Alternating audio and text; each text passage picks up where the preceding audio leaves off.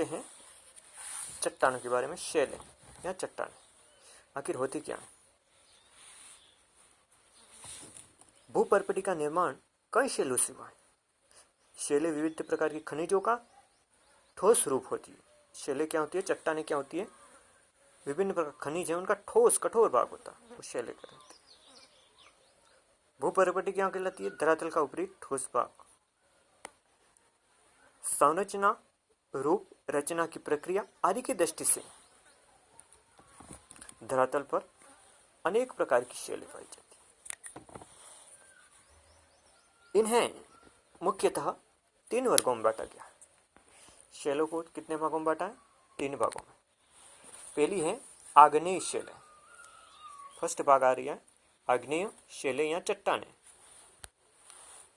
आग्नेय प्राचीनकालीन शैलें, ये बहुत प्राचीन, जब से पृथ्वी की उत्पत्ति हुई तब सबसे पहले जब पृथ्वी ठंडी हुई होगी तब ये शैलें बनी हैं, इसलिए प्राचीनतम शैलें हैं।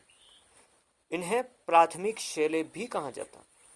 ये आग्नेय शैलें प्राचीनतम है और प्राथमिक शैलें भी कहा जाता है, क्योंकि इसका कारण ये है कि ये पृथ्वी के ठंडे होने से बनी है। पहले पृथ्वी गर्म थी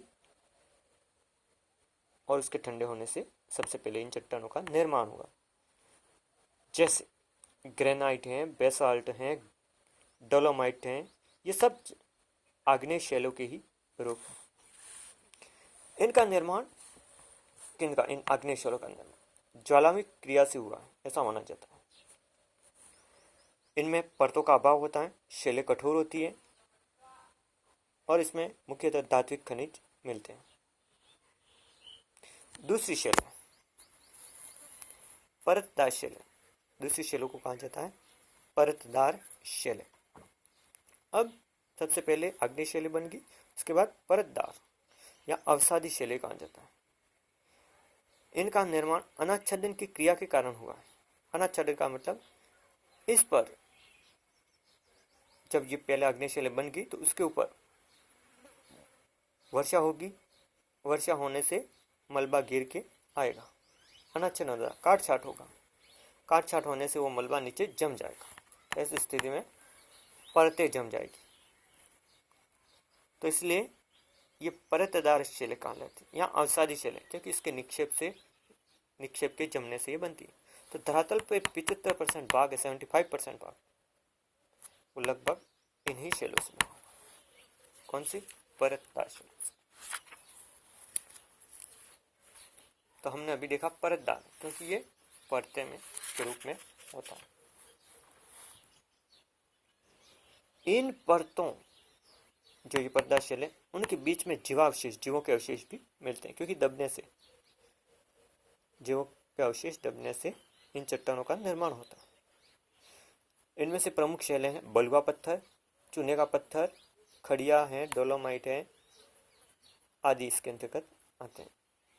इनकी क्या विशेषता होती है? इनके अंदर अनेक परतें पाई जाती हैं। इनमें जीवावशेष मिलता है। कौन सी? परतदार शैलों। ठीक है, कार्बन खनिज अधिक पाए जाते हैं। तो ये उसकी कुछ मूल विशेषता थी। तीसरी है कायांतरित शैलें। क्या होगी? कायांतरित। अब ये क्या है? परिवर्तित शैलें। कायांतरित का मतलब परिवर्तित शैलें। जब ताप, जल, दाब आदि के प्रभाव से मूल शैलें उसमें परिवर्तित हो जाती है, उनमें परिवर्तन हो जाता है, तब ये कायांतरित शैलें बनती है। ठीक है, कायांतरित शैलें मौलिक शैलों से अधिक संगठित और कठोर होती है। ये ऊपर दोनों आग्नेय और परतदार शैलें, उनके रूप में परिवर्तन होता है, तब ये बनती है। जैसे बलुआ पत्थर, बालू का पत्थर, ये मूल शैल है, उससे कायांतरित शैल बनेगी क्वार्टजाइट। ग्रेनाइट है, उससे नीस बनेगा। चूना पत्थर है, उससे संगमरमर बनेगा। लिग्नाइट है, वो बिटुमिनस और एंथ्रासाइट में बदल जाएगा। कोयला है, वो हीरे में बदल जाएगा। ये इसकी कुछ कायांतरित शैल है जिनका आपको एग्जाम्पल दिया। कोयला है, वो हीरा बन जाता है, तो कायांतरित शैल। इसमें मुख्यतः धात्विक खनिज पाए जाते हैं इन शैलों के अंदर, ठीक है। और ये मूल शैलों से, इन दोनों से कठोर होते हैं क्योंकि इनका निर्माण बाद में होता है। तो इस तरह आज देखा हमने शैलों चट्टानों का प्रकार, 3 प्रकार की चट्टान होती है, आग्नेय शैल, परतदार शैल और कायांतरित। ये सबसे पहले बनी, ठीक है, ये ध्यान रखना है, ठीक है। इसके बाद क्रमशः इनका निर्माण होता है, परतदार शैल और कायांतरित शैल। तो आपको याद रखना है इन तीनों में अंतर क्या है। ये दोनों मूल शैल है, ये रूप परिवर्तित शैल है, ठीक है।